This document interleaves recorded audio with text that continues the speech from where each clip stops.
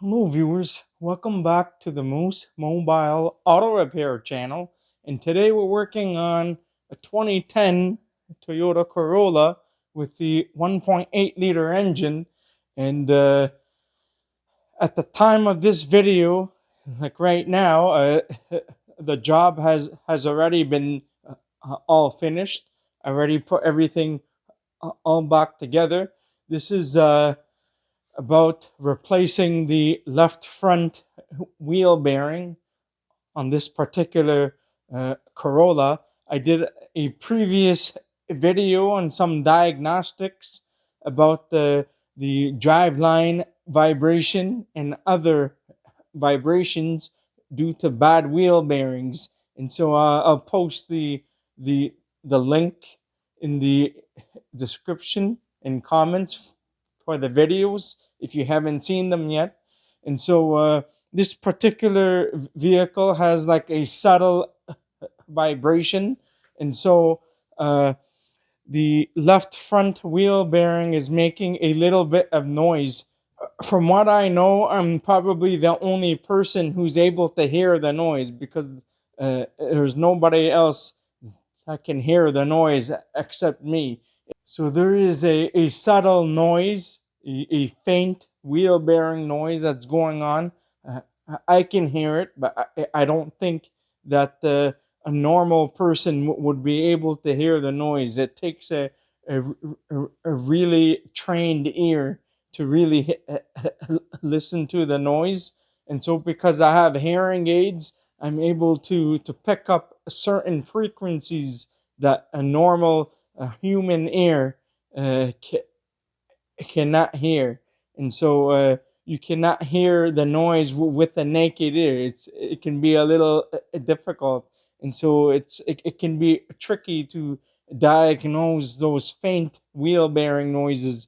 So anyhow, I'm going to continue off with this video on replacing the pressed in wheel bearing. So I'm going to be taking the steering knuckle out and pressing out the old wheel bearing, pressing in the new one. And I didn't end up reusing the hub. I just I used a new aftermarket hub. And so and so after that, the job was all good. Everything was successful. So I just put everything all back together, and then that's it. That's gonna be it. So I'm going to continue with the video now. So as you can see here, I'm working in a very confined space inside the garage. I don't have too much space, so it might be hard to show you guys everything on camera.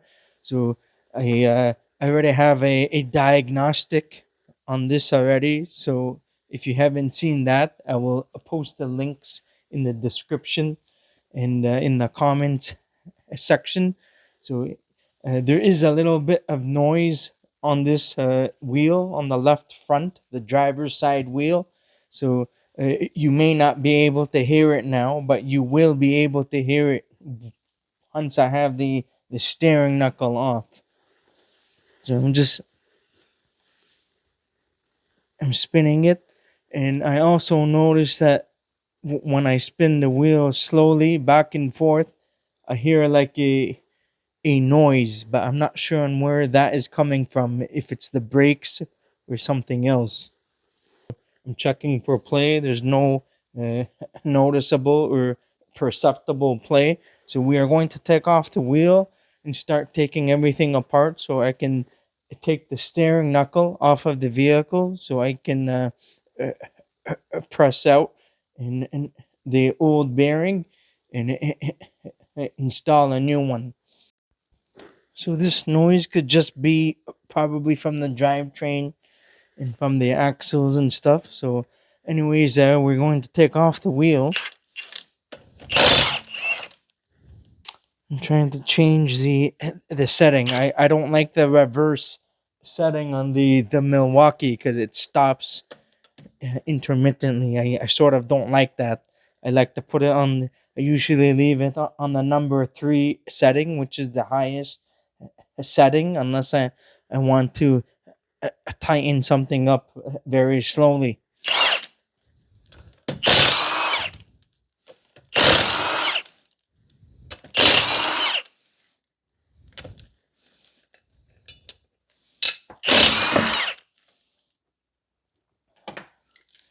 When you're taking the wheel off, you don't have to do it in a crisscross fashion or a star shape pattern. That's only when you are tightening it up. You can do that if you want, but it doesn't really matter. So now we need to remove the ABS wheel speed sensor out of the way so that we don't damage it. We're going to remove the wheel speed sensor. It's a 10 millimeter bolt.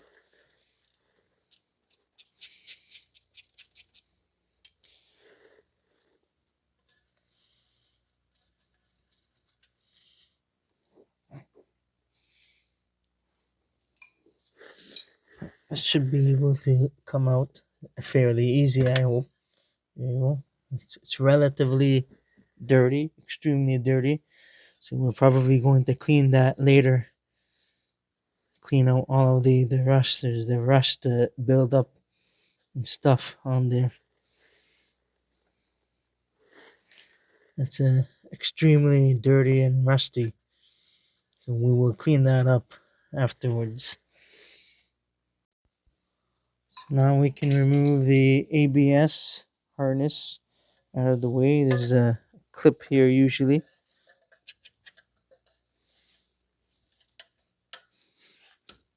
Connected to the strut.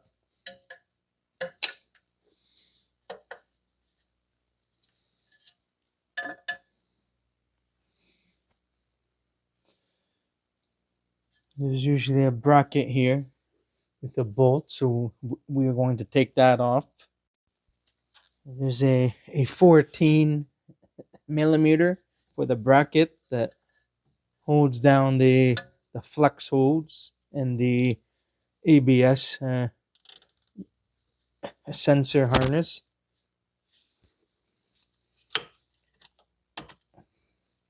Camera is a little bit in the way.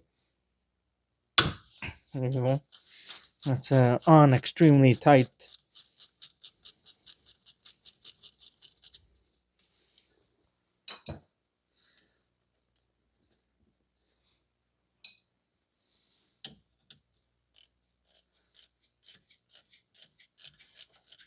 Usually I would be using the cordless ratchet tool to get this off.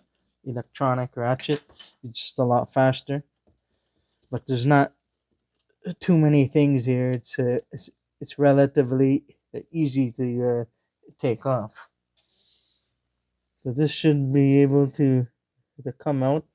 Just make sure you note the orientation before you take all of this out. So you put it back exactly the same way. So this goes, the harness for the ABS goes behind, and this would go in front. We're going to get this out of the way.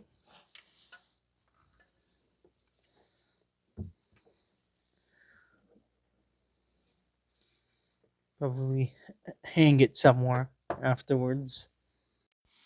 So now we just need to remove the two 17 millimeter caliper bolts for the caliper bracket.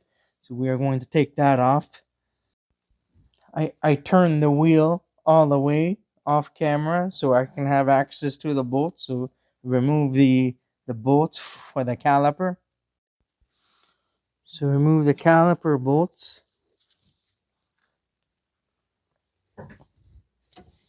Just going to use a long wrench to loosen it up first.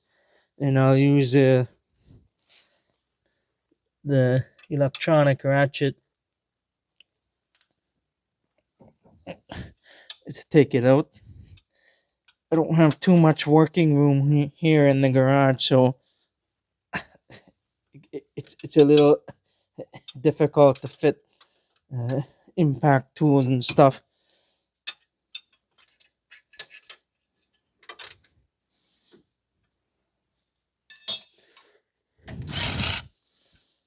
I'm going to take this out.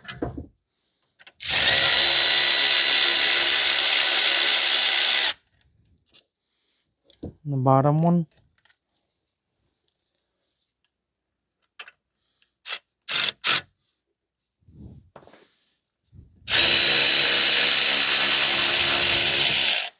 Just make sure that you're holding the caliper assembly, because it's going to fall on you if you don't support it. So I'm going to hang this up somewhere on the strut tower or something.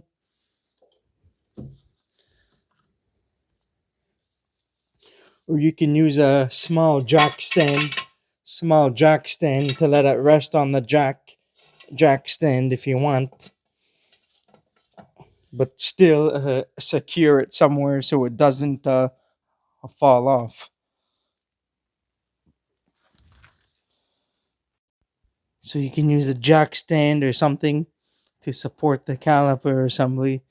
It doesn't really matter. Or you can hang it up onto the strut tower or whatever, as long as you're supporting it and it's not being held by the brake hose. So remove the brake rotor now. And what's left, we still have to remove the two upper strut, the mounting bolts up here, axle nut, and the tie rod end, and the nut, the two nuts, and the one bolt for the lower ball joint. So now we are going to try to unstake the axle nut. You need to unstake it, and sometimes the axle nut will unstake itself when you try to loosen it. So it really depends sometimes if you're lucky or not. Other times, if you don't unstake it, then it will damage the threads. So you have to be careful.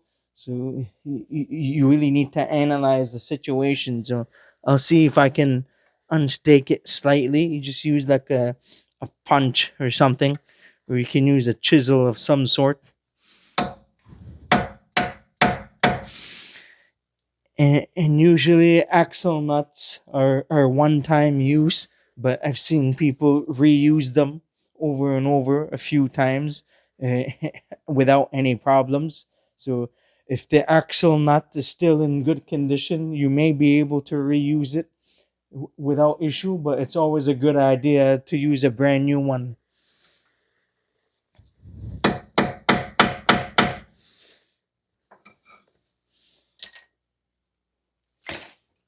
This one is an aftermarket axle nut. This is a 32 millimeter 6-point.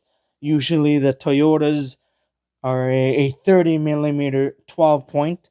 So I have a 32 millimeter 6-point. I don't know on where a 32 millimeter 12-point. I don't know on where my 6-point is. I think it's in the basement or somewhere. I used that last time for pressing wheel bearings, so I think it's still in the basement. But this also works fine too. So we are just going to do that. That came out relatively easy.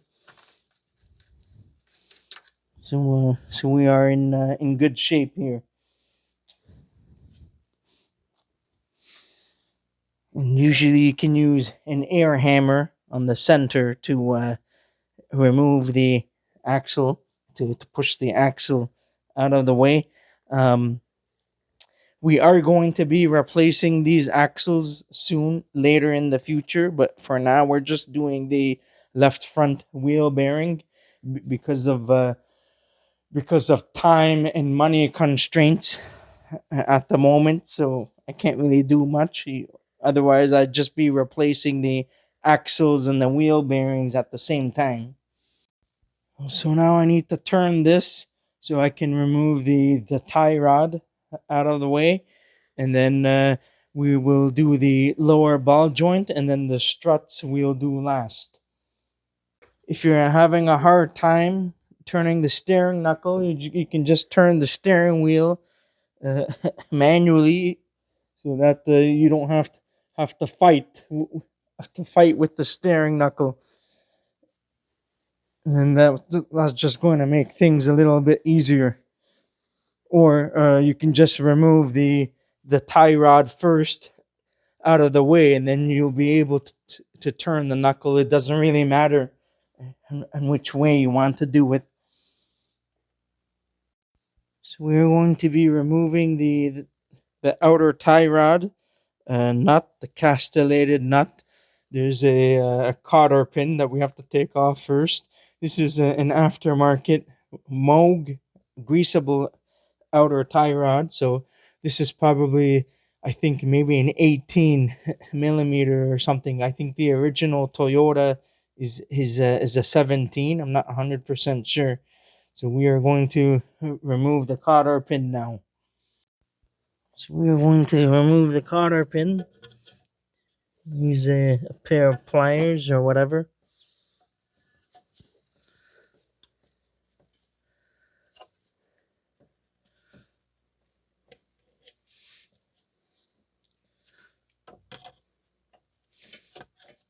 There's a bunch of the rust proofing stuff all over on the car, so everything is covered up.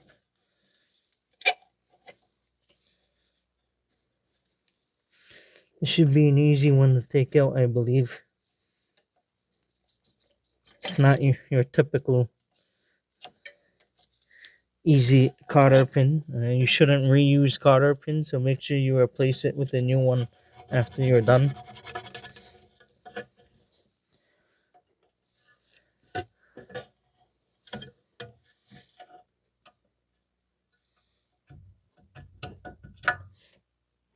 And that's out. I think it's an 18. I'm not 100% sure, but we will see. So this is an 18. I just checked now off camera. See if I can use the ratchet, if that works.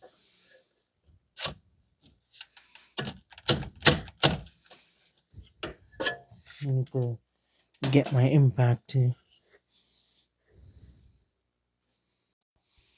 We're going to take this out. I just have some adapters.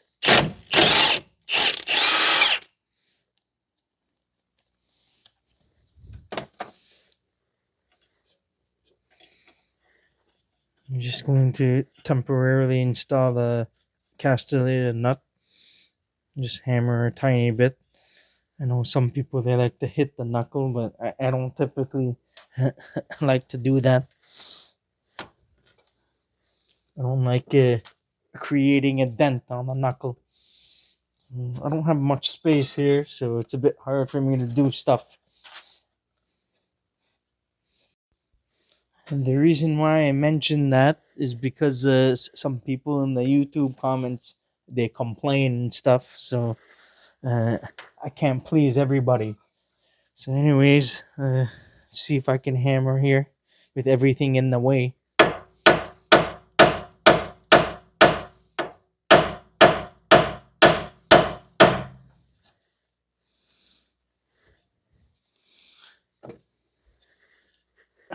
Probably a bad idea to hammer directly on the stud, because that's not good for the tie rod.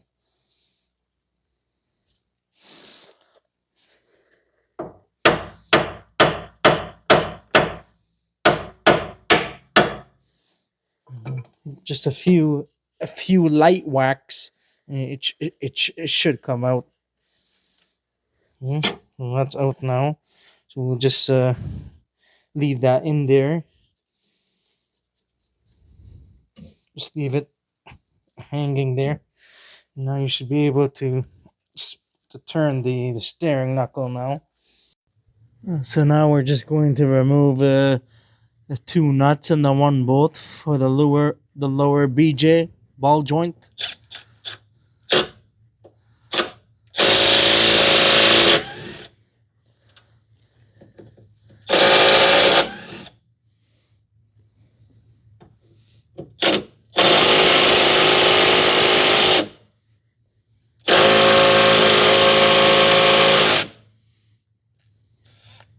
Trying to loosen this up.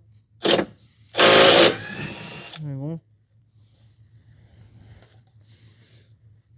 You should just be able to pull down and to get the knuckle out of the way, and the axle, we're gonna support the axle after we get it out. It's already out though. Make sure to not pinch your fingers or anything with the control arm. So now we can take this axle out of the way, get it completely out.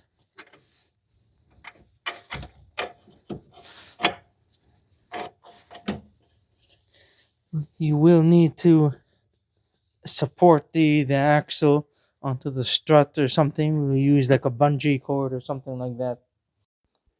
So before I continue, I just wanted to show you guys this axle. I don't know if it's normal, but I made a video previously about driveline vibrations resulting in bad CV axles. I'm going to be replacing both sides soon. I don't know if this is normal because this is flopping around back and forth, and there's a little bit of play. I know that some play is normal for CV axles, but too much play is no good. So this looks really loose and floppy. So I don't think that this is right. And so that's why there's vibration and stuff going on. There's I've been chasing more than one vibration issue on this. So this is part of the problem, and the wheel bearing is another problem. So this is just it feels like really loose. It just doesn't seem right with me. So we'll probably get that replaced at some point in time, and I will make a separate video on that. So what's left? We just need to remove the two nuts and the two bolts. Just make sure you note the orientation, that the nut is pointing towards the front of the vehicle. So make sure you put it on the exact same way. And also you can, before you take any of this stuff apart, you can check the camber setting in degrees. I do have a gauge, but I'm not going to be using it in this video because I'm going to get the wheel alignment done after this job, because this job is going to disturb the wheel alignment. And so this one doesn't have too much adjustment for the camber on this. So really, if you want to mark it with like a paint pen or whiteout or something, you can, and put it on the exact same way. This is my personal vehicle, so it's not going to matter too much because I'm going to get the alignment done afterwards. You still have to get an alignment done regardless. This is just so that you're able to drive the vehicle for some time to the alignment shop to get the vehicle aligned. So this is a 22 on both sides. The nut is 22 and the bolt is 22. So hold the bolt with the wrench, and the nut, remove the nut with the impact or whatever, and whatever you have available.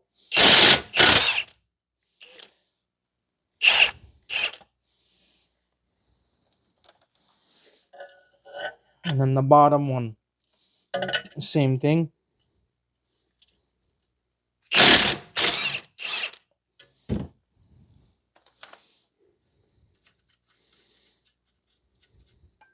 You can temporarily leave on the nuts, and you can use a hammer to top them out.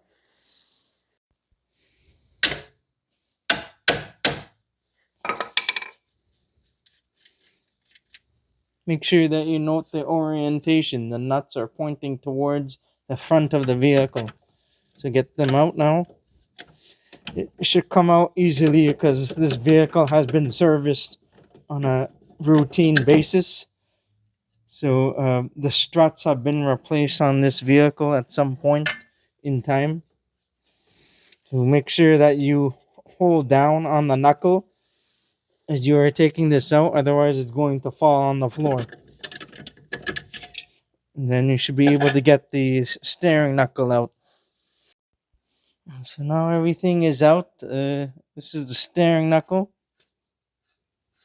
It's making a little bit of noise.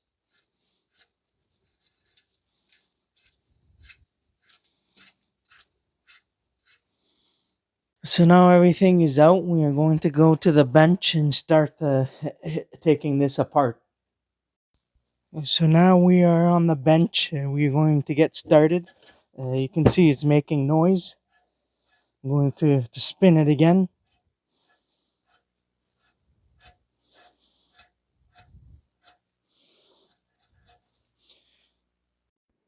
Now I remove the microphone. I'm using my cell phone to film this, so you may not be able to hear it with an external microphone. So I took the microphone out. Now you may be able to hear it now.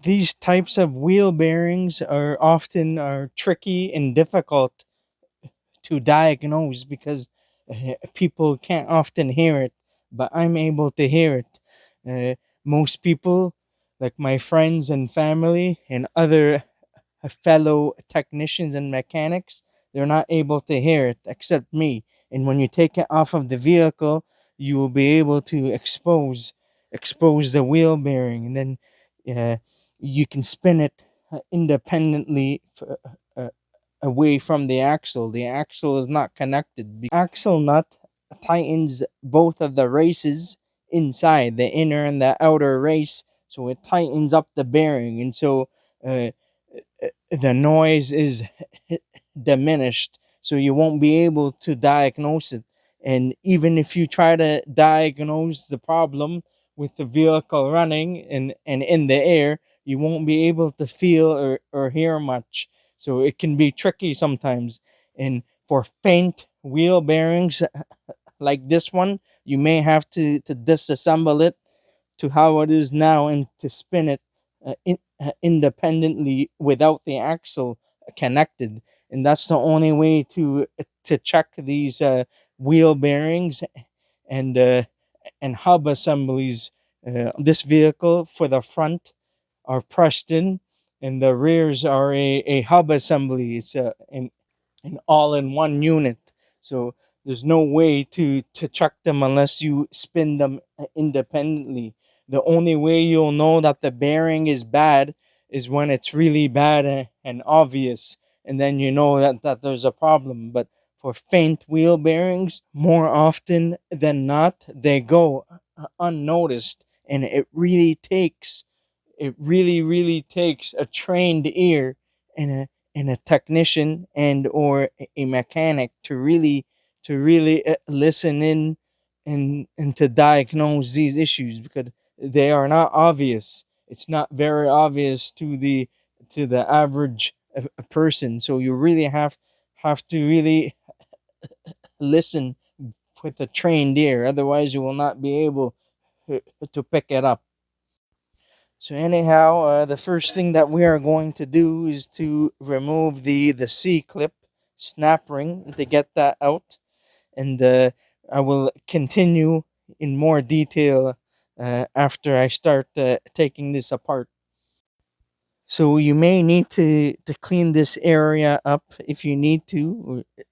In some cases, if you live in the Rust Belt, like I do, sometimes you may need to spray some penetrating oil or something. This may be easy to take out, but we'll see on what happens. So I'm using a special tool for snap rings, snap ring plier by Mac Tools, TPQ 56. This is a very good snap ring pliers, so we'll see if I'm able to get it out or not. I'm just trying to see if if this is seized in there or not. So we'll see if it comes out easy. Quite a bit of rust, but I don't think it's extremely bad. I've seen worse than this.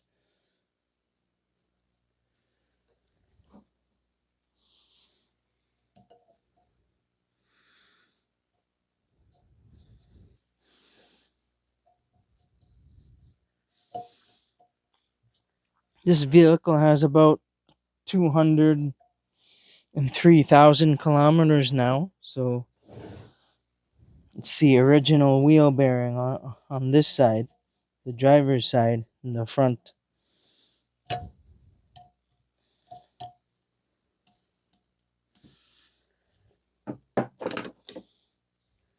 Just trying to see on what I have here at the bench. Sometimes there's too much rust, so you might have to clear that out.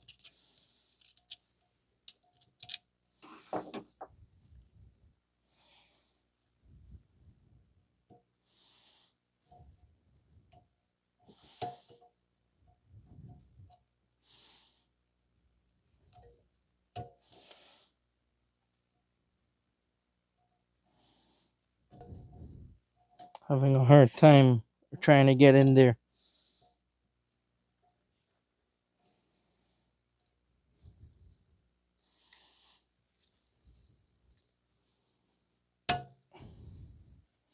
You might need to spray some penetrating oil to work this through and clean this up.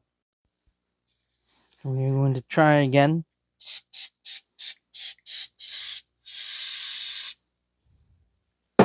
See if it works or not. Probably get some screwdrivers and start poking around.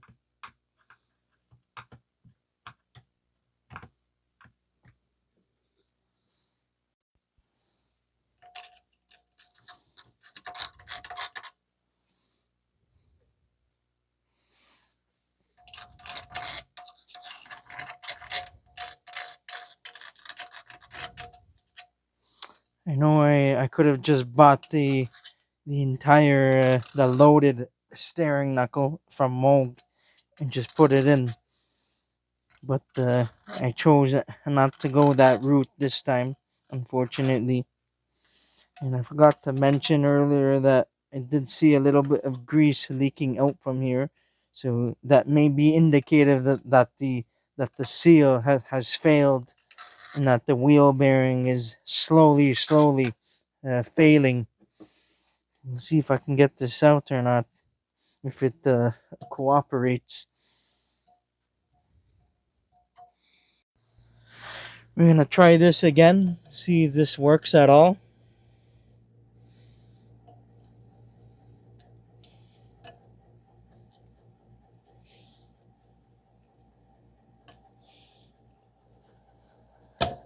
If not, you might have to use a screwdriver and try to get this to move and just go from there.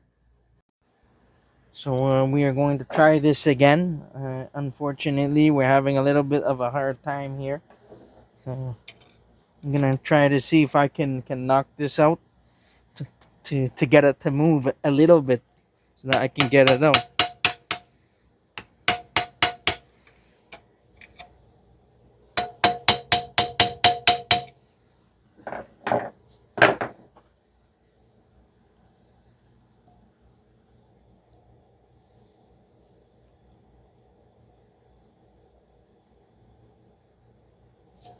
See if I can get this out now.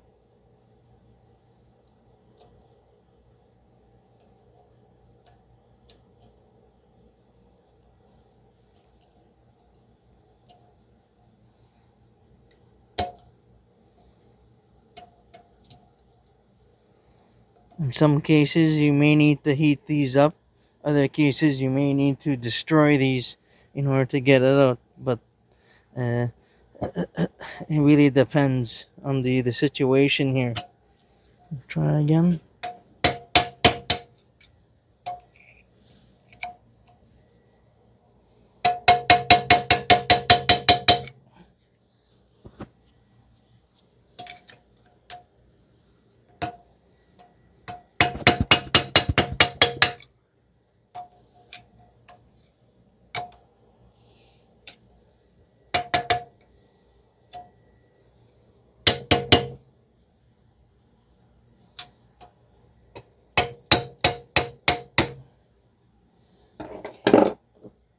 to be careful to not destroy the housing, and otherwise the steering knuckle it will be garbage.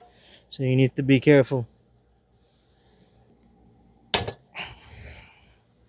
These snap rings. This one's really in there. That's gonna be a tough one.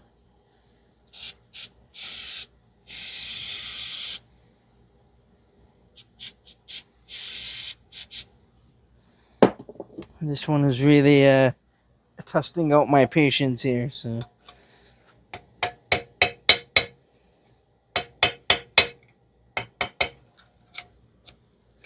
it doesn't really look too bad, to be honest.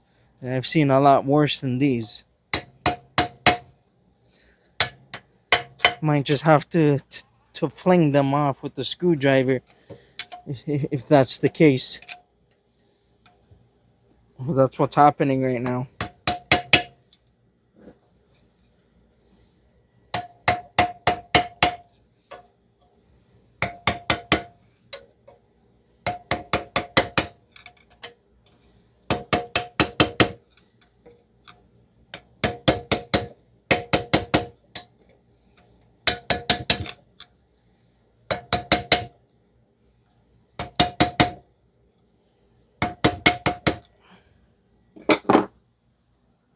I don't know if that's gonna work because this looks like it's damaged now.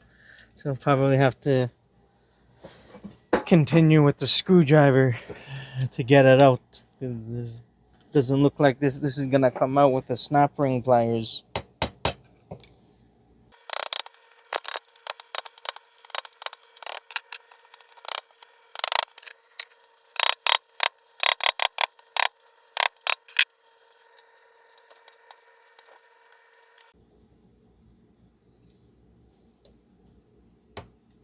Oh, it came loose now. Okay, so we're making progress now. That's the good part. Just now it started to come loose.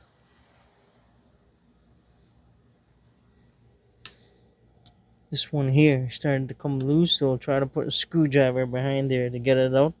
I am wearing my safety glasses, so in case you guys are doing this, make sure to wear the safety glasses because it's possible that it will fly in your face.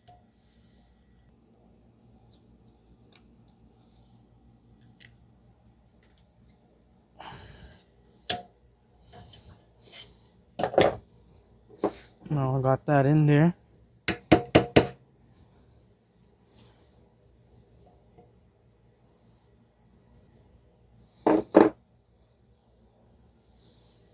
See if I can get this guy out somehow. I'm gonna be using a new one. You should never reuse the old snap ring.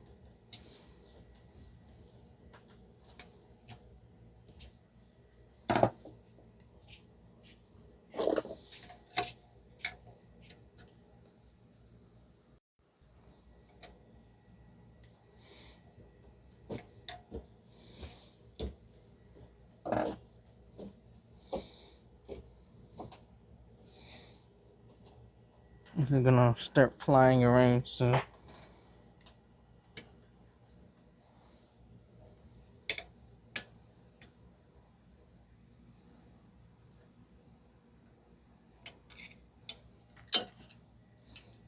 So it's out now. It's fully out. Just don't want this to fly away, so fly in my face. There we go. Came out just like that.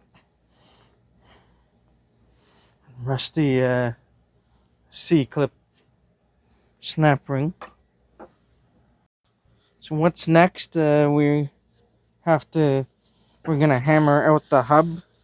So what we're gonna do is probably use a socket or something to hammer this out. You may be able to use a press if you want, but I'm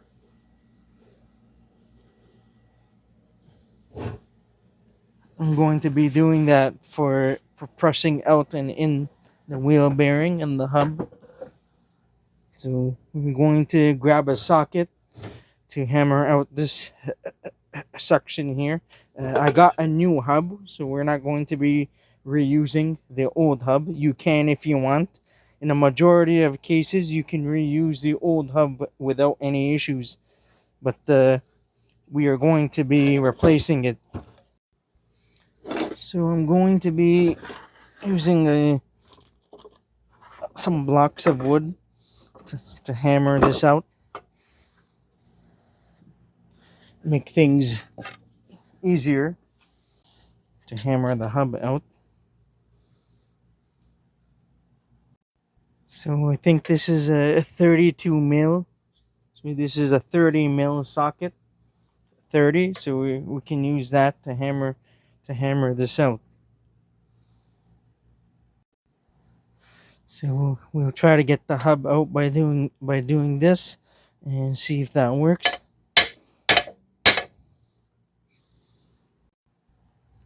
We're going to try to get the hub out now.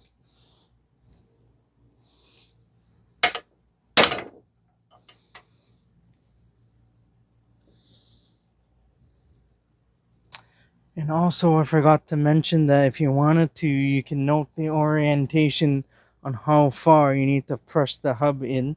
That will make it a little bit easier in some cases. So we're going to continue to hammer this out.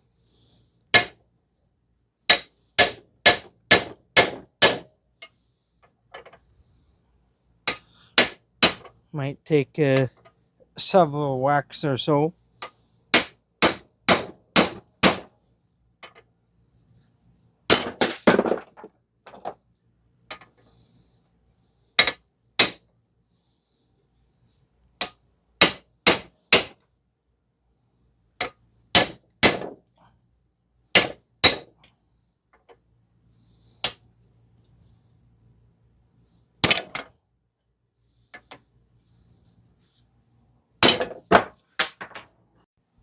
It's moving a little bit now.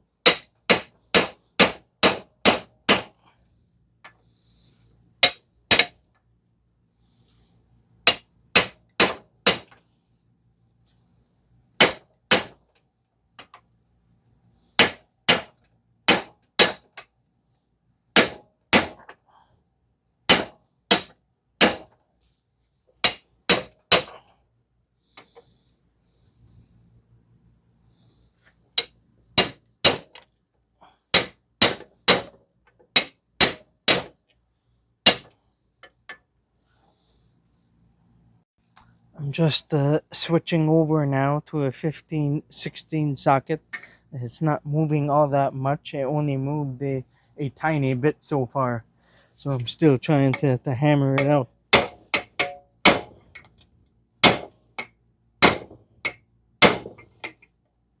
Really need sharp hits, not little small hits.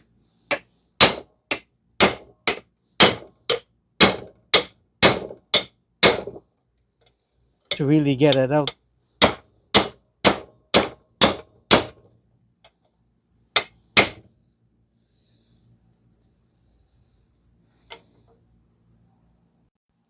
Now it's starting to move a little bit now. Sometimes using the smaller socket helps. Too big of a socket, it doesn't really help that much. So I've realized that smaller sockets are usually better. This is a 15/16, so it's the same as close to a 24 millimeter socket.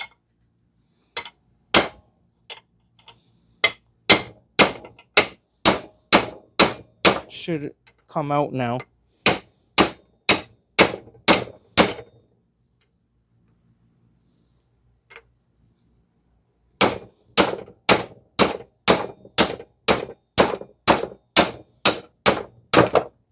There we go.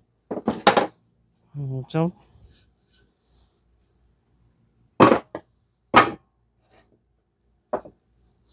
this is the race from the wheel bearing. Usually you just you grind this off. You make a line, and you can chisel this out if you want to reuse it. I'm not going to be reusing this, and I probably damaged it here by hammering so much. So, but hubs can be reused in a majority of cases. So I know some guys, they heat this up in order to get this out. You can do that too if you want. I'm not a big fan of heating this up because that will change the metallurgy of the metal. So it's not really a good idea to heat it up, but you can if you want. I've never really seen any problems heating it up. I've seen guys do that all the time. And so now the wheel bearing is exposed. So we are going to have a close look at this wheel bearing to see if we see any marks in the wheel bearing or not, because I was talking about a term called Brenneling, which is named after I believe it was a scientist, the last name Brennell. And so there's something called a Brennell scale of hardness. Just it tests the hardness of objects. I think more specifically pieces of metal, like in this case.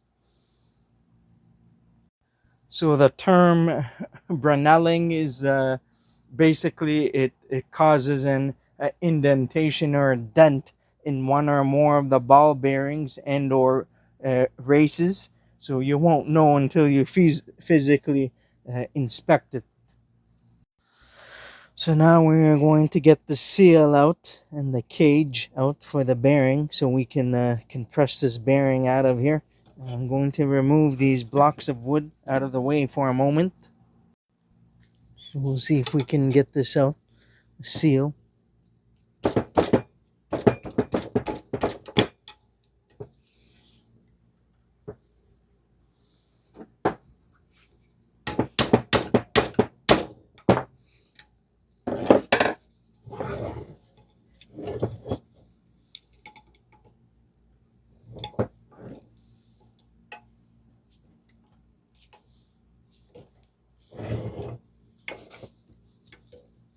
We have to get the seal out so we're able to press this bearing out of here.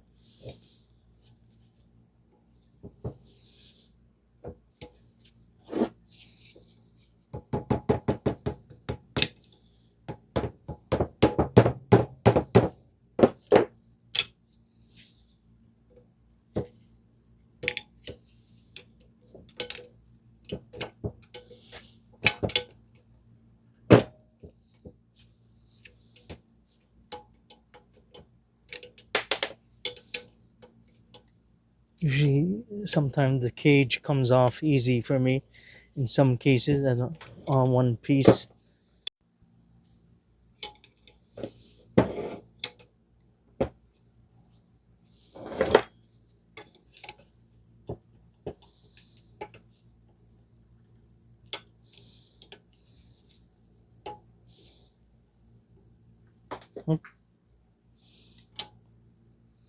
I'm gonna try to save those balls just to inspect them, see if I find anything.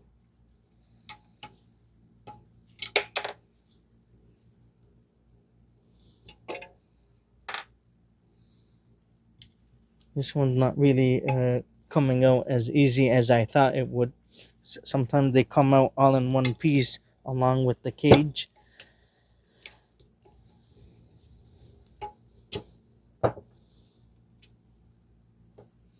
It's coming out in pieces.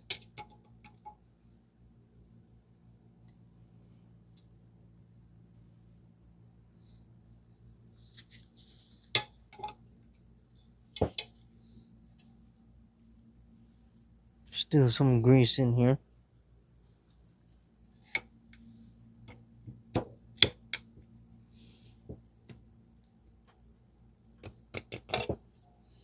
Seal. And now we're able to press the bearing out. just use like an adapter to push out this way. The bearing pushes out this way, and then we are going to push the new bearing inside this way. And later we have to clean everything up. There's a rust where the ABS goes in and stuff. So now I'm at the shop press. I've already set this up off camera. There's a cup that's at the bottom to have the opening so that the old wheel bearing can go through. I'll show you that afterwards. So we are going to press the old wheel bearing down this way. So there's an adapter. We'll see if this works, if this goes in or not.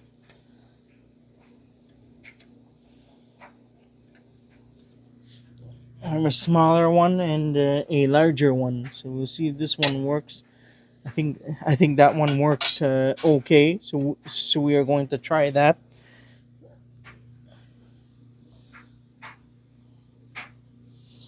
I'm just trying to get the steering knuckle straight because it shifts and moves a bit. So we'll see on what I can do. So I'm going to see if I can press this out now.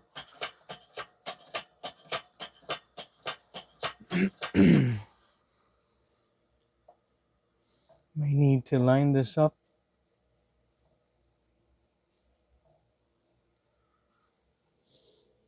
This is a 12-ton hydraulic press.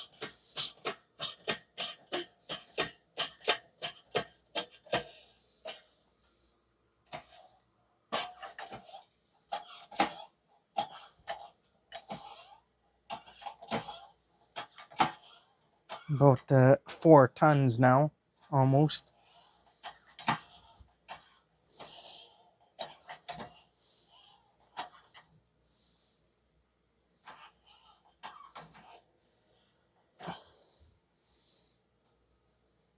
Now it's 6 tons.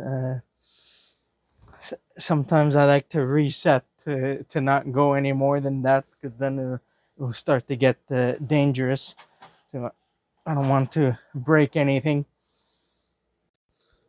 Right now there's about 5 tons of pressure on this, like 5.5. So I'm going to release the pressure and restart, because sometimes if things are not straight, then there is something wrong. But sometimes it may take a little bit of a tonnage of force to press out the old wheel bearing. So I'm just going to reset this a little bit.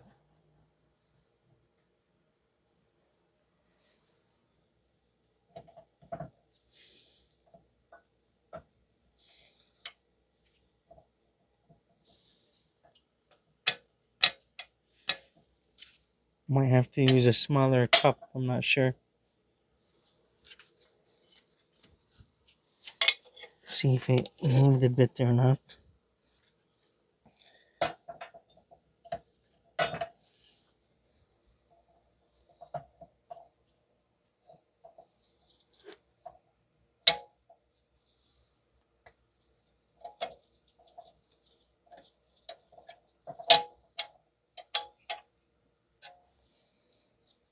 Trying to get this as centered as possible. The initial force, the initial force required will be the most in order to get that bearing to move out. So, but still, you need to proceed with caution when you're doing this. So, because a lot of shop presses don't have a safety cage, so you need to be careful, because sometimes parts can go flying in your face. So at the bare minimum, it's probably best to wear safety glasses or safety goggles, so that you don't get anything in your eyes. So I'm going to see if this works now.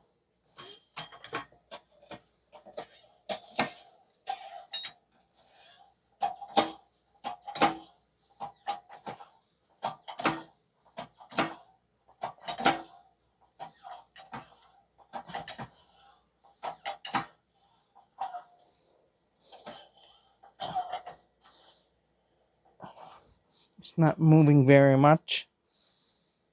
Sometimes you might need to use a hammer to get it to move.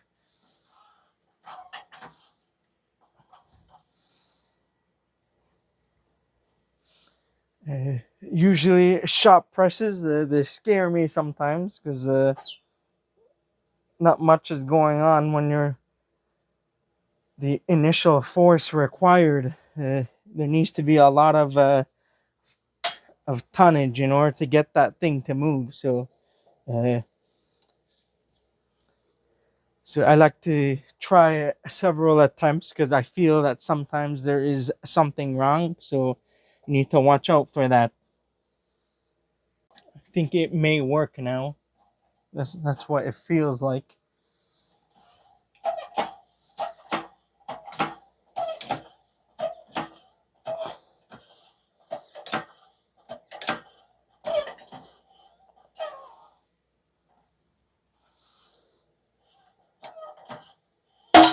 Here we go. There was about 7 to 8 tons of the initial force. So now it's moving.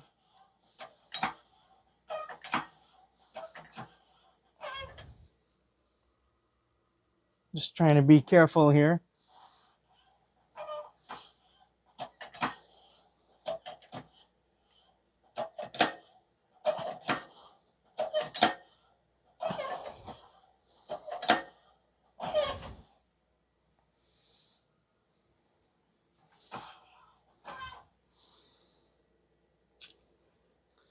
You can see there's about almost 4 tons as I'm doing this.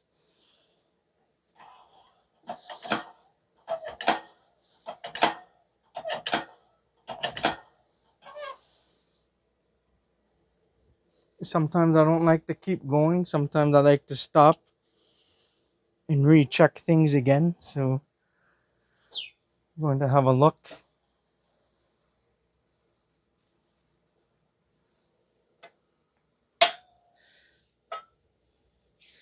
Just to make sure that I'm not breaking anything here. You can see that the bearing has started to come out now.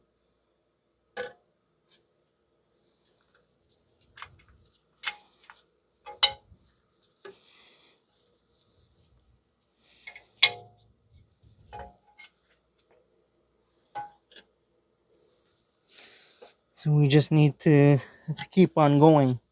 And that should be it.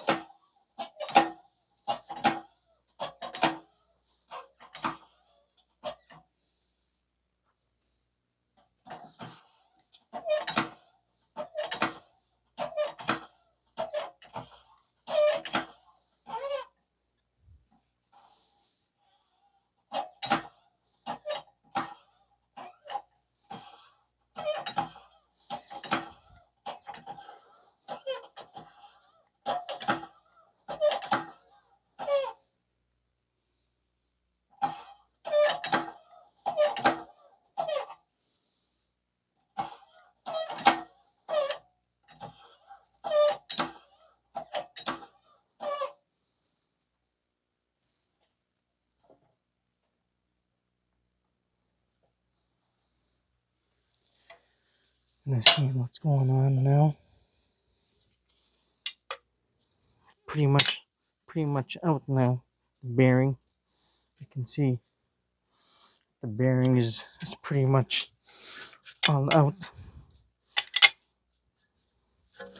See, the less effort is needed now to push it down because the tonnage is reducing now to 1.5 tons now. So we're on the right track.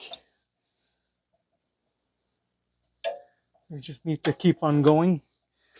I don't know if this thing is reaching the end of its full travel for the press.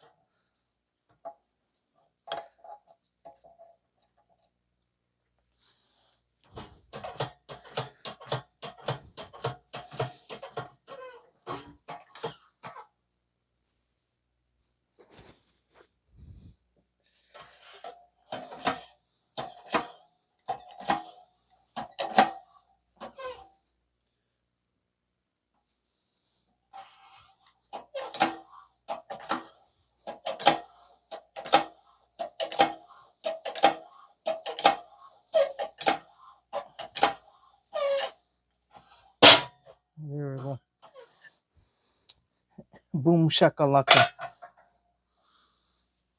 So, yeah, the bearing is out now.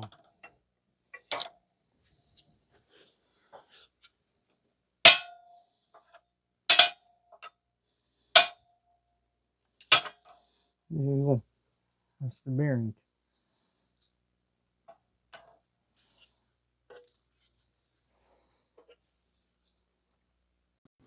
So now make sure that you save the old bearing because we are going to be needing this to press in the new bearing.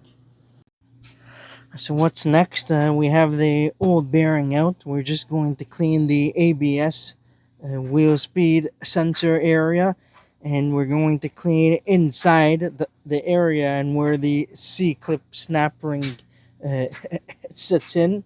Uh, where you don't want the clean is inside here where the bearing sits, because you want this to be a tight fit, so you don't want to clean this area here, just the rust where the C-clip sits, and just the ABS if there's any rust buildup there. So what I like to do usually, I take a 3-inch roll-lock wheel just here, and I go just slowly inside here to clean the rust out.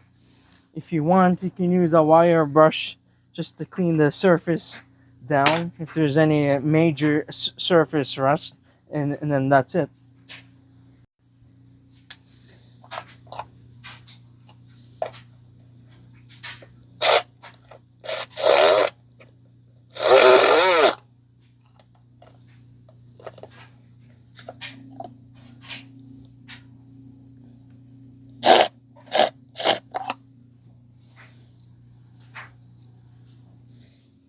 You don't want to clean too much. There's a little bit of spark, so you don't want to remove any material off.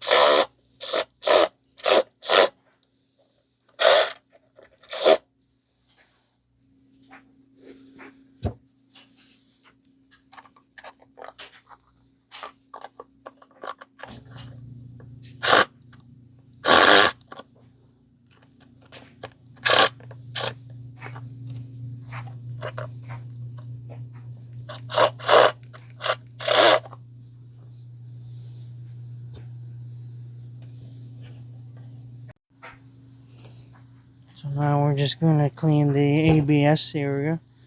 Clean this out. We'll clean the sensor that's on the vehicle afterwards.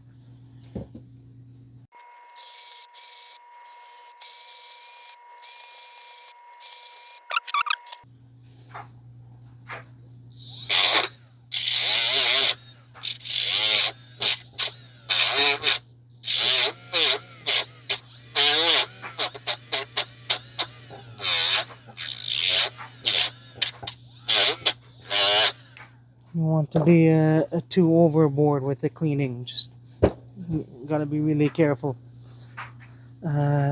Spray some brake cleaner, clean all of the dirt and stuff. Want everything to be dirt and debris free. You don't want any dirt inside here because that's going to interfere with the pressing in the bearing.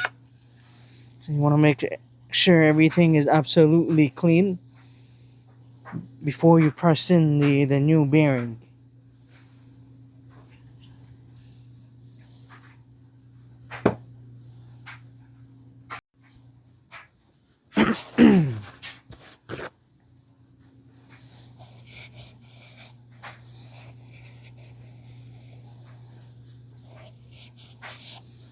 Again, you don't want to grind or clean the surface in which where the bearing rides on or seats in.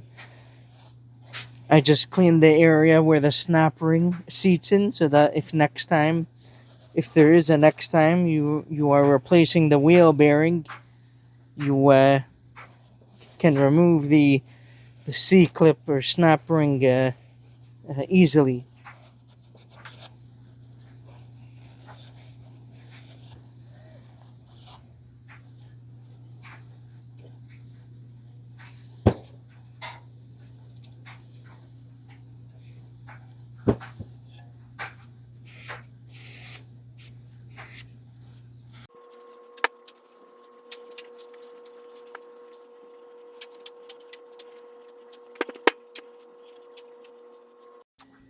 So we are going to go over to the shop press. I'm going to be installing a aftermarket PTC wheel bearing. It says distributed by Powertrain Components from Bryan, uh, Ohio, USA. And when I take the box out, I get this 510070 made in Thailand.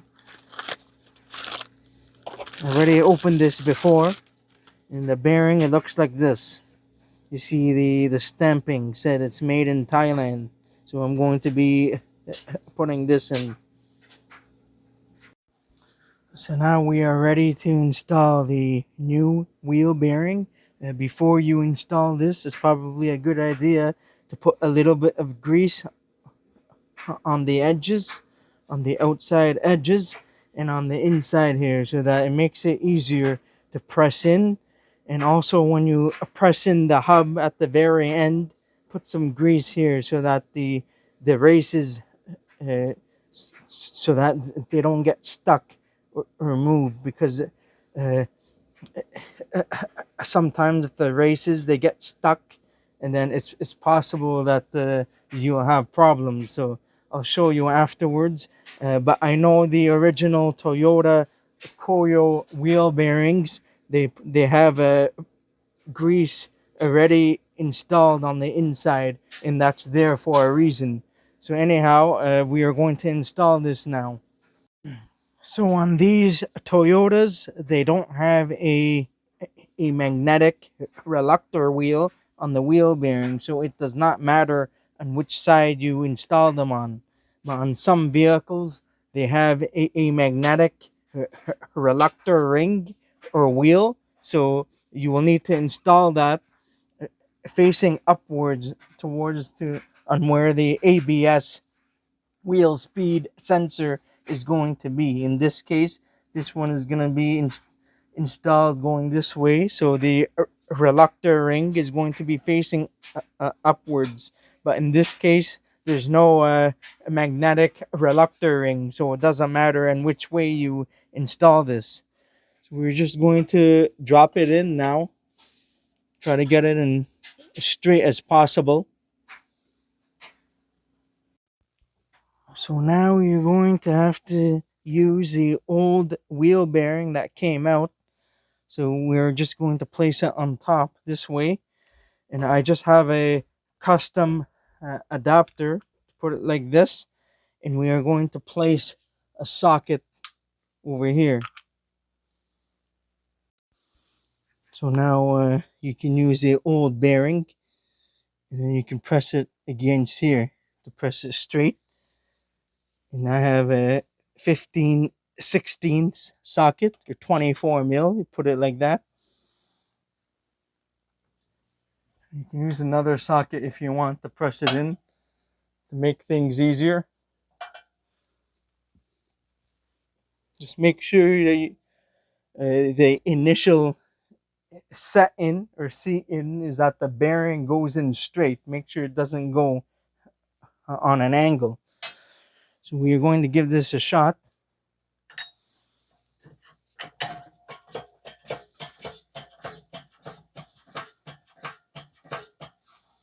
Might need to reset this because this thing ever travels so much, so I need to get it straight.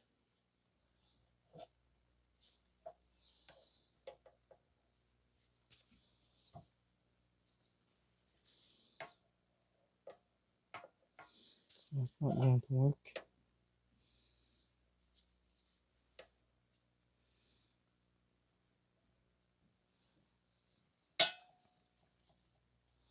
See if this works.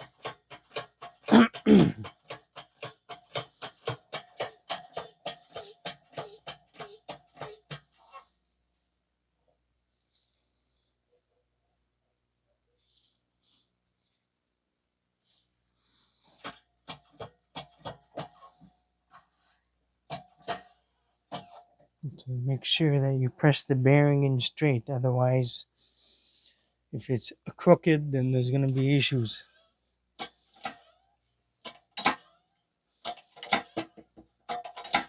Should be absolutely no forcing this, so you need to make sure it goes in smoothly.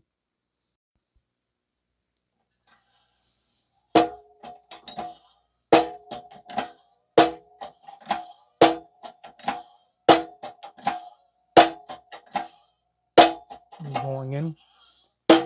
This is just it's just impossible to get it 100% straight. So you need to try to the best of your ability, and then the press will help you to do that. And that's why it makes some noise as you try to get it. And that's just the operation of the press.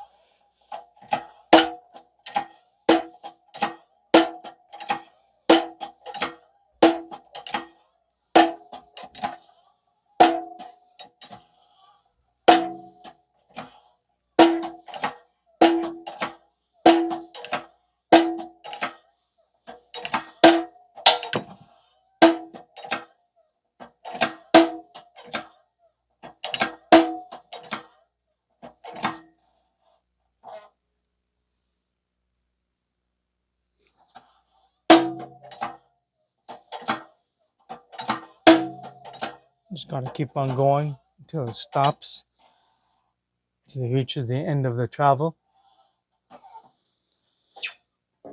Stop for a moment and just see on how it looks like. There's still some more space left. You will know that the bearing is all the way in once once the C clip snap ring is exposed, the opening for the hole. So far everything looks good. Just need to keep on going here.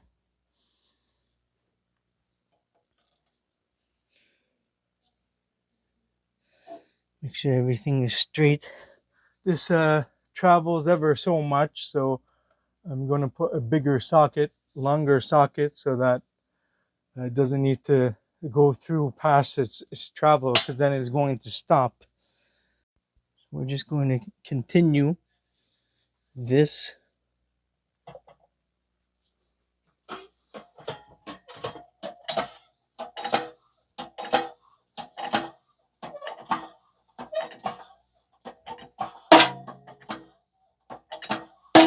It's about it was just about like 4.5 tons, and then it resets.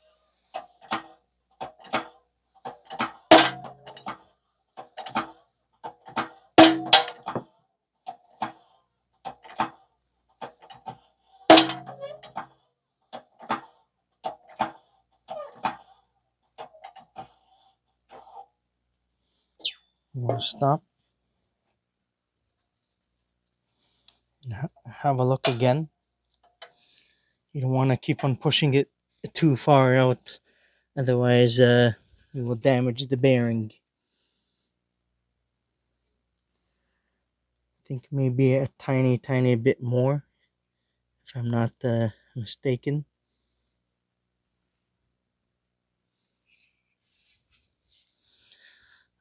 I think that's probably it. I see the opening for the snap ring.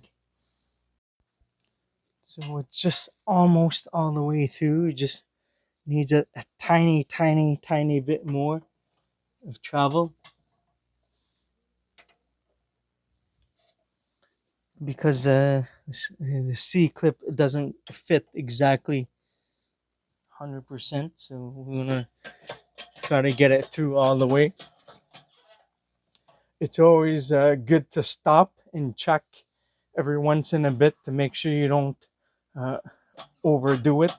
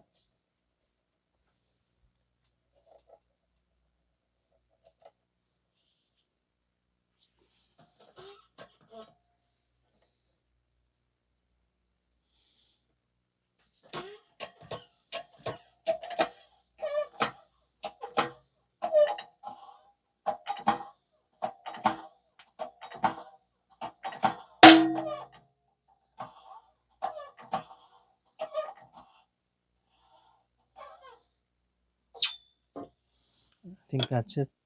That's the last one. Making sure it's all the way through. I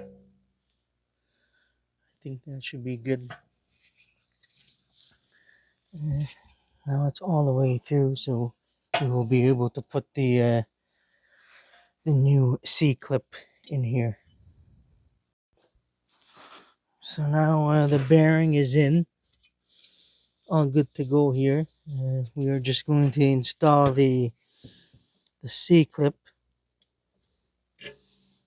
It's all the way through here. I don't see any gaps in between here, so should be good. So we are going to install the new C-clip.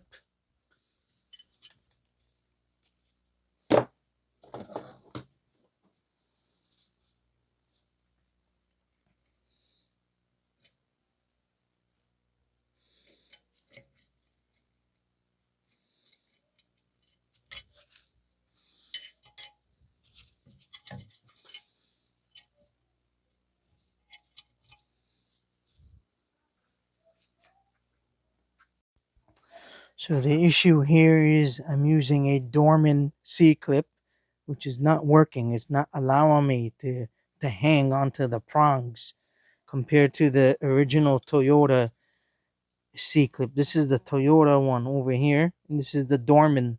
Dorman is not working, and I always have problems with Dorman. It's not a brand I normally use unless I don't have an option. So that's the part number for the retainer ring or C-clip or whatever. That's that. But I noticed a big difference between the Toyota and the Dorman one. This one very cheap, and this is not working very well. So I'm just going to use the Toyota one and just use that instead.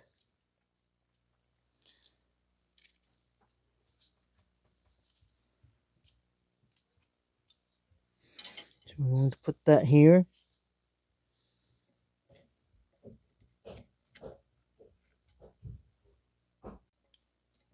I'm going to try this again with the Toyota C-clip. I'll get the part number in just a moment.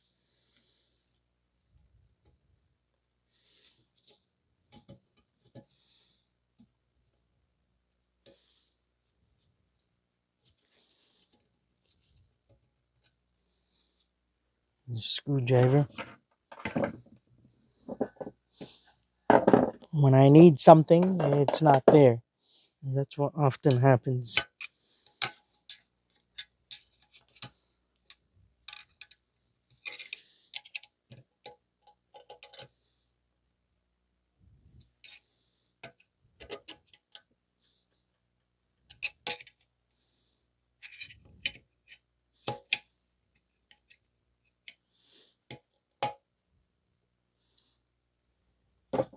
Make sure it's in all the way before you proceed any further. This is what holds the wheel bearing in.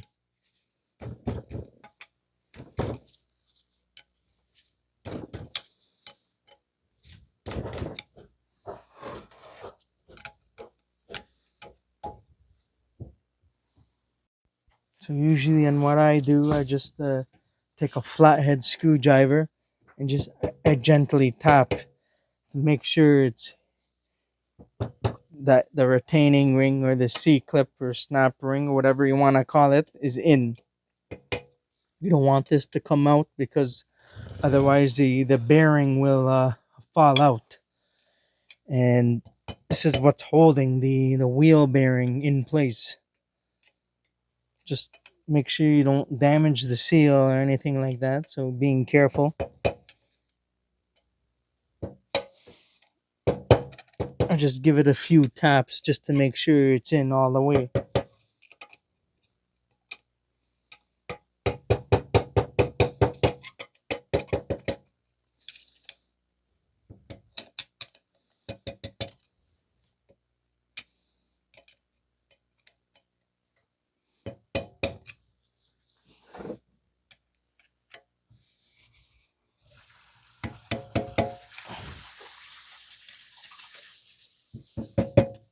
moving a tad bit.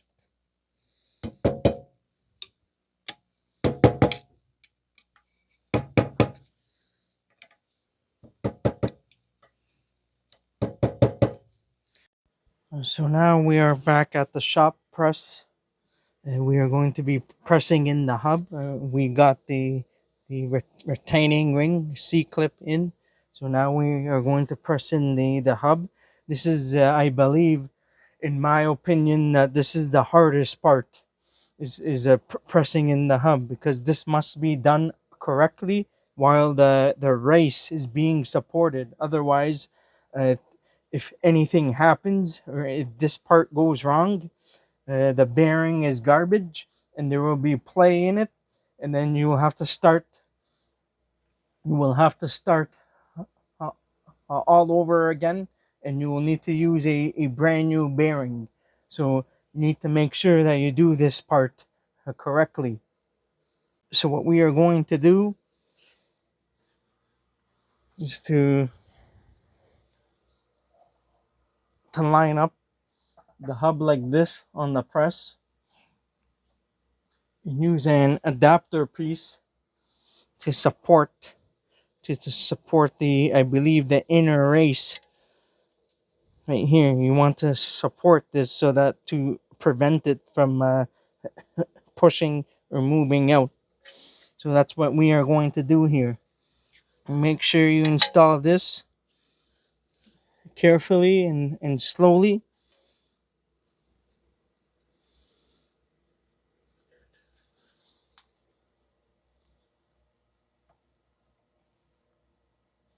This must go in straight.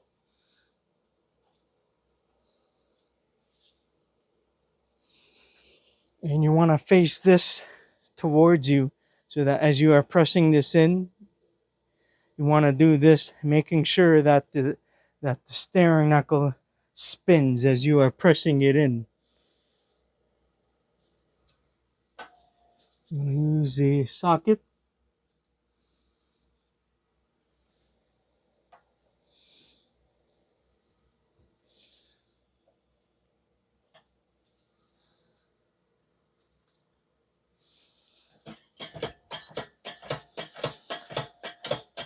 Make sure we got this perfectly straight.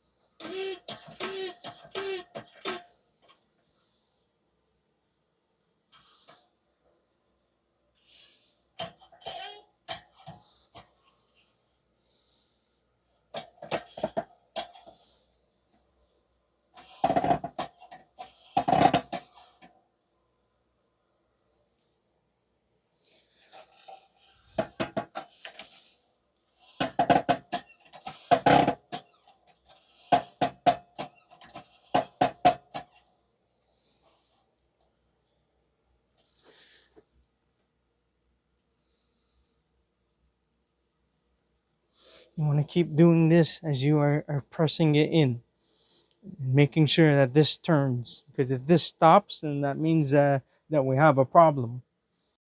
So I'm going to give you guys a better view. So you're going to continue to press this.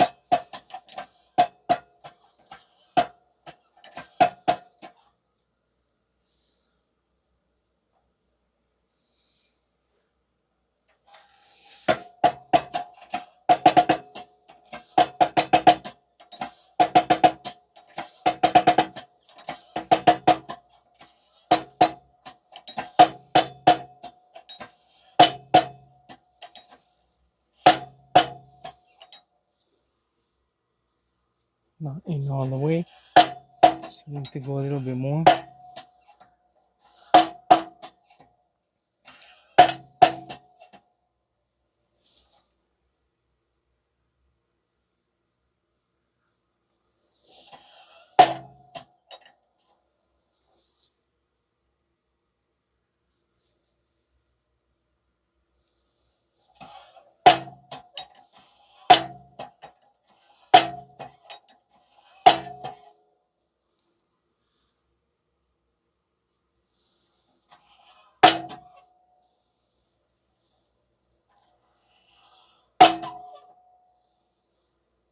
We are going to stop for a moment and recheck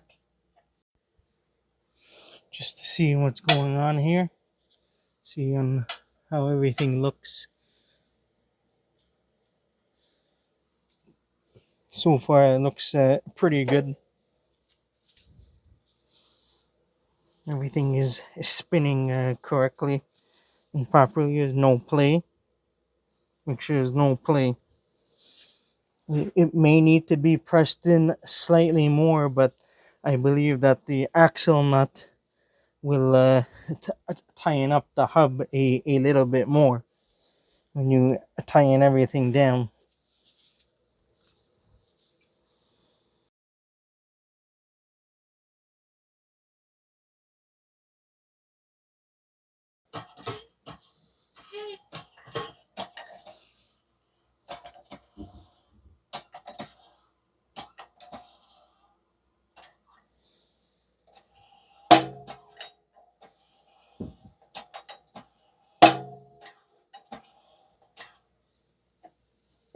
I think that's enough.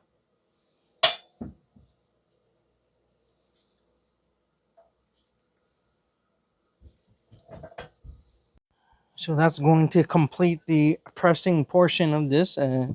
Spins pretty smoothly, a lot better than before, of course, and there's no play, so everything is good. You can see that the hub is just slightly underneath the race. You don't want to push it too far out because then that's going to damage the race, and then there will be play in the wheel bearing. So this is perfect. When you install the axle, it's automatically going to push the hub on where it needs to go. So this one's all smooth. There's no noise.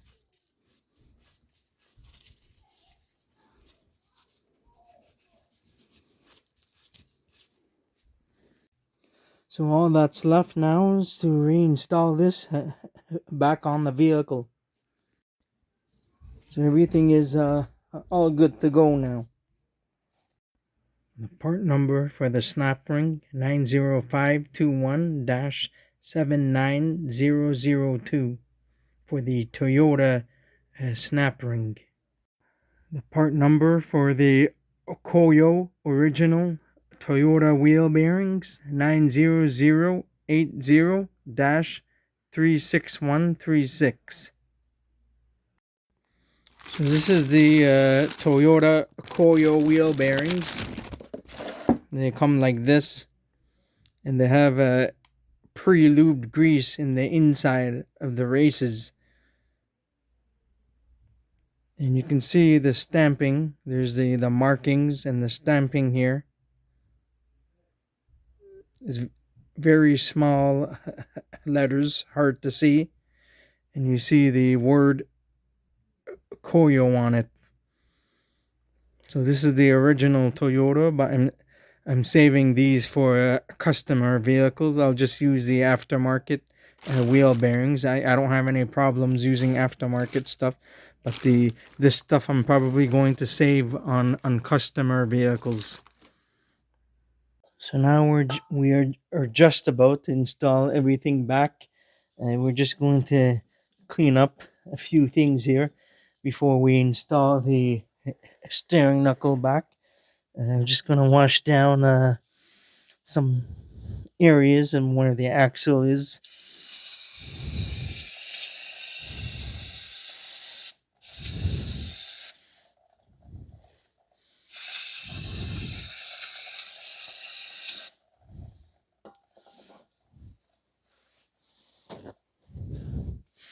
Just making sure that everything is free of dirt and debris.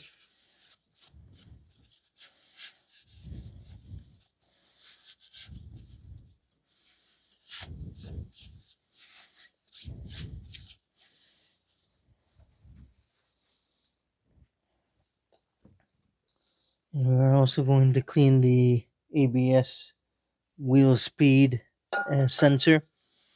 So everything here is just the reverse of a removal. So I'm going to put everything back and I'll post the torque specs for everything.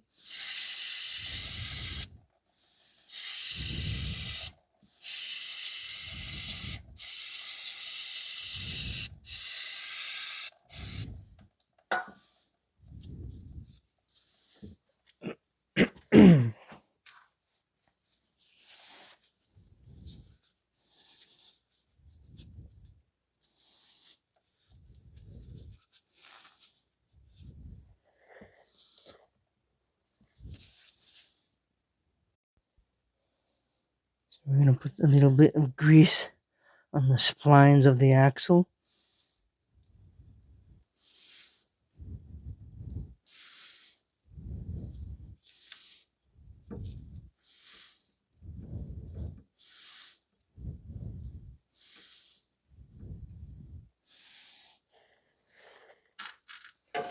I'm going to put some grease on the inside of the steering knuckle hub.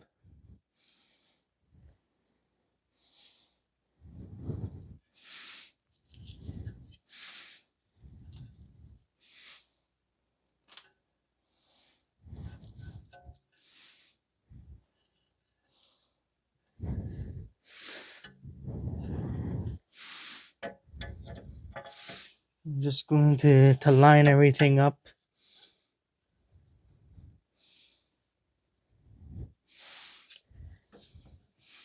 Drop this in. Since it's no longer connected to the strut, so it'll just be easier. Drop it in like that.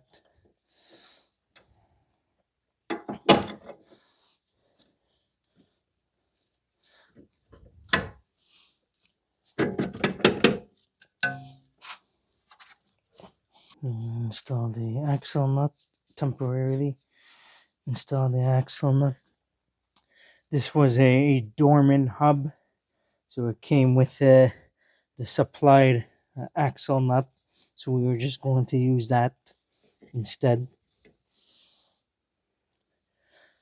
I need to support the caliper because it keeps on falling every time.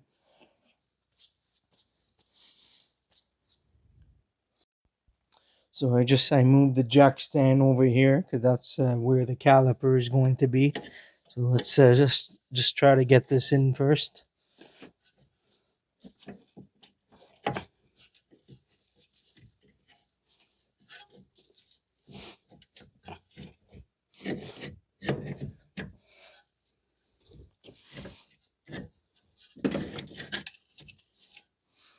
I would like to put some form of anti-seize or grease on the bolts because of living in the rust belt.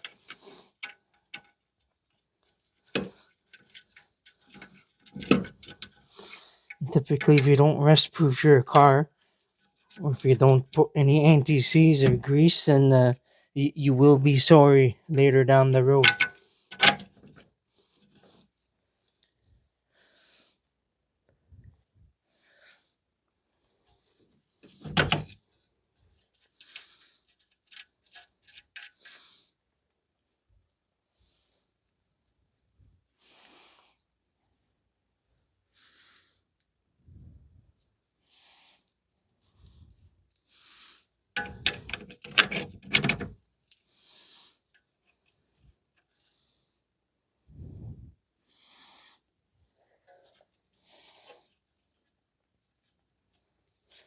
Just tightening up the nuts up. You want to make sure that before you tighten these up, you want to make sure that you push as much as you can onto the into the strut so that the steering knuckle will line up properly for the camber. Just trying to get this straight.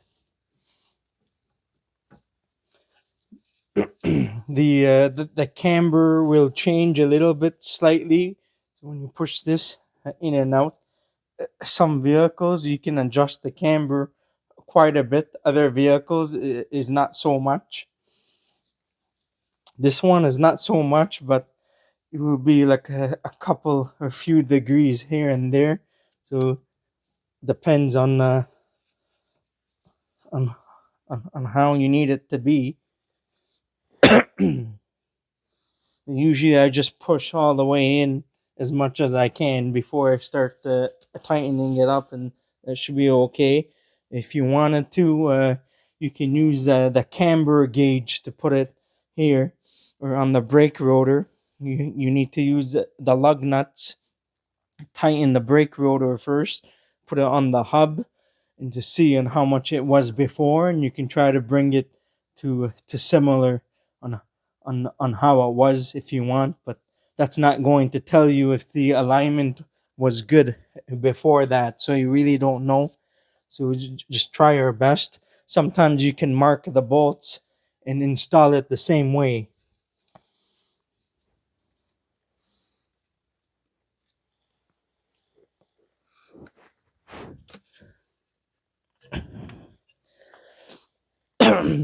So we're going to tighten this a little bit, and we'll torque it after. I believe the torque specs is 177 foot-pounds on this. I'm just going to tighten it a little bit.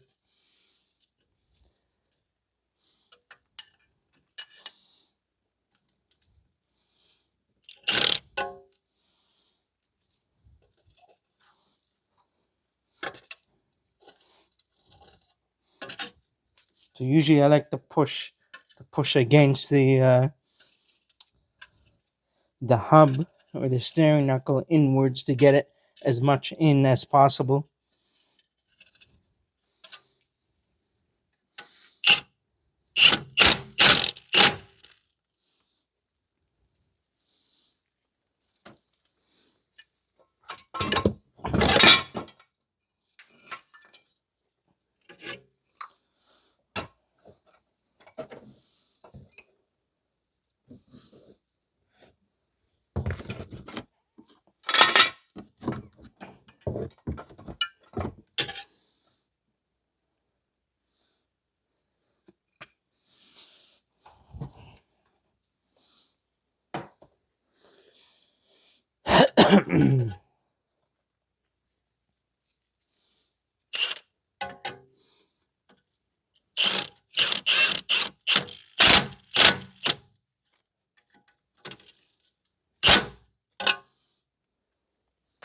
We'll torque it down after that. Just tighten it a tad bit.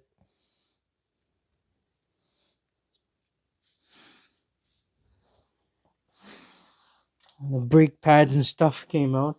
It's very difficult to work here because I don't have any room and not much filming room, so it's kind of frustrating. But anyhow, you guys have the idea. It's just straightforward stuff. Just putting everything all back together.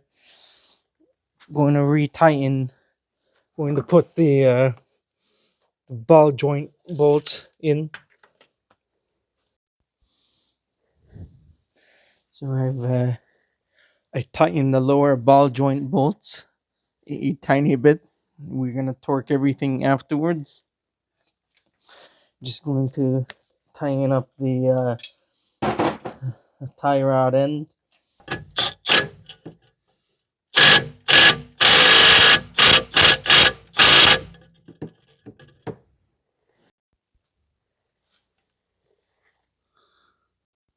So at the moment, I'm just going to stop recording because it's getting too much for me. So that's gonna be it for now. Uh, I can list all of the torque specs later. I've had a long day, so I'm just gonna stop recording now, and just because I really need to get this done, and that's gonna be it for this video. So the strut bolts are 177 foot-pounds.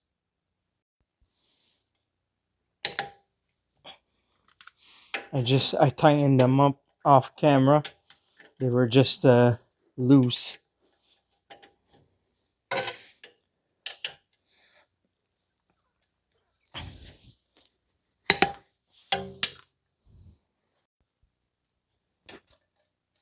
the lower ball joint bolts at the bottom, 1 bolt and 2 nuts at 66 foot-pounds.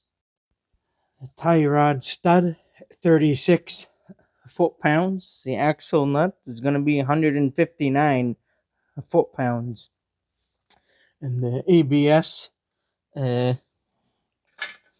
wheel speed sensor bolt, I just tighten it down snug. It's probably like 6 foot-pounds or something.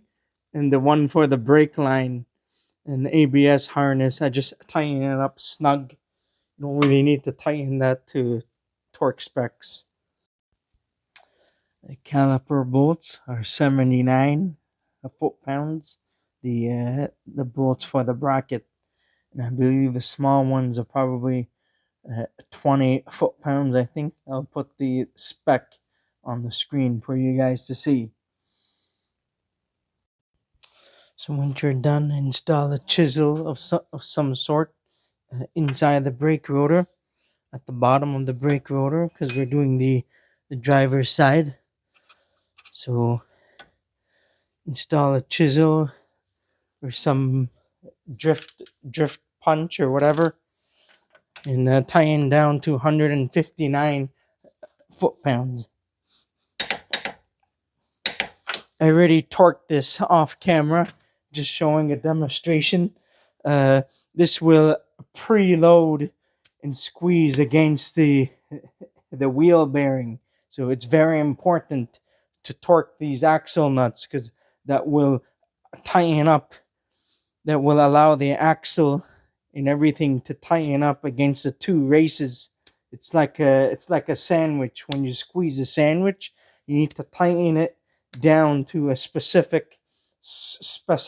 torque, so that the proper preload is set on the wheel bearing.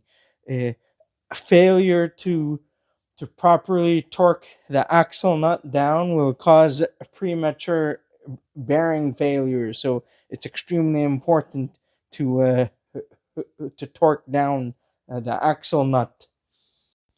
Now you can either torque this down either on the ground or when the vehicle is raised up. It doesn't really matter, but technically it should be done on the ground if you're able to, but it's not really a big deal really. So anyhow, after that, I'm just going to stake the axle nut. Also, don't forget to install a new cotter pin for the tie rod end. So just make sure that everything is tight, and you double check your work. Everything is tightened up. If there's anything loose and you have everything torqued up, and then just reinstall the wheel. Double check, make sure there's no play in the wheel, and then you should be all good to go after that. So once you're done, you can just make sure to double check to see if there's any play at 12 and 6, 9 and 3. In this case, there's no play. I'm just spinning the wheel to check for smoothness and proper operation. And I'm feeling on the strut tower as well to see if there's any vibration on the strut. So just making sure and double checking my work to make sure that everything is okay before I lower the vehicle. So that's it for this one. Everything is all back together. I just need to go for a road test, just verify the repair, making sure that there's no more noise, and then that's going to be it. I'll have to send the vehicle to the alignment shop afterwards, and then later in the future, hopefully, I can replace both of these axles, and that should solve all of our vibration issues that we have been having. That's it for today. If you enjoyed this video and found it helpful, please don't forget to give it a like, and please consider subscribing to my channel if you're not already a subscriber, and please don't forget to hit that bell notification if you guys haven't done so. I'll see you guys in the next one. Have a good day and take care.